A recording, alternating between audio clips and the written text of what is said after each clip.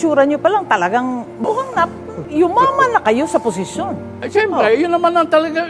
Kanya kami tumakbo para yumaman Wala namang tumakbo diyan para maghirap Ang primary reason natin kung bakit tayo ganito ay magkapera. Trabaho ito Hindi ba ang trabaho? Lahat ng trabaho may sweldo. Yun. Nagkataon lang ang malaki ang sweldo namin.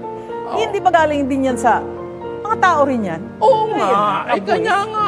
Gayon lang naman yun di pinagkatiwalaan na kami di pati pera pinagkatiwalaan na nila sa amin. Gayon yan. At saka tax-free pa, no? Oo. Ayan. Sa palagay nyo, ano ang makakapagpatalo sa inyo sa eleksyong darating? Pag natuto na ang mga tao, matatalo siguro ako. Pero hindi pa naman mangyayari yan. Hindi pa naman nangyayari yan. Yun ang... Pero palagay ko, yun lang iniilagan ko. Huwag lang sila matuto agad.